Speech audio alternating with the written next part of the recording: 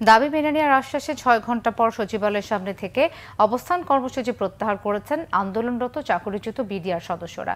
সোমবার স্বরাষ্ট্র উপদেষ্টার সাথে বৈঠকে পরবর্তী সিদ্ধান্ত নেওয়া হবে বলে জানিয়েছেন বৈষম্য বিরোধী ছাত্র আন্দোলনের সমন্বয়ক মাহিন সরকার। এর আগে সকাল থেকে কেন্দ্রীয় শহীদ মিনারে অবস্থান কর্মসূচি পালন করে আসছিলেন চাকরিচ্যুত বিডিআর সদস্যরা। সারা দেশ থেকে আসা চাকরিচ্যুত বিডিআর সদস্যরা এতে যোগ দেন। পরে সচিবালয় ঘেরাওয়ের কর্মসূচির ঘোষণা দেন তারা। দুপুর 12:30টার কিছু পরে শিক্ষা ভবনের সামনের রাস্তায় অবস্থান নেন তারা। এ সময় বিভিন্ন দাবি দাওয়া তুলে ধরে তারা স্লোগান দেন। স্বাধীন কমিশন গঠন করে পিলখানা হত্যাকাণ্ডের বিচার ও চাকরিচ্যুত বিডিআর সদস্যদের দ্রুত পুনর্বহালের দাবি জানান তারা। পরে এই আন্দোলনের সঙ্গে একাত্মতা প্রকাশ করেন বৈষম্য বিরোধী ছাত্র আন্দোলনের আহ্বায়ক হাসনাত আব্দুল্লাহ। তিনি বলেন, ভারতের সঙ্গে হাত মিলিয়ে পিলখানা হত্যাকাণ্ড সংগঠিত করেছিল শেখ হাসিনা।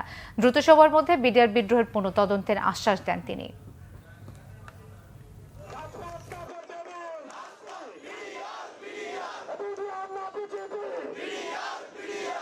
আপনাদেরকে এভাবে আসার আর কোনো প্রয়োজন নাই।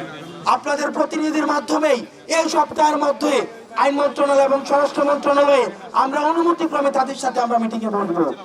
একই সাথে সাথে এই মিটিং এর ধারাবাহিকতা অব্যাহত থাকবে। আমাদের সাথে একাত্মতা ঘোষণা করেছে এবং আপনারা প্রত্যেকে সচেতন এবং সজাগ থাকুন, এখানে যেন কোনো প্রকারের কোনো ষড়যন্ত্র না হতে পারে।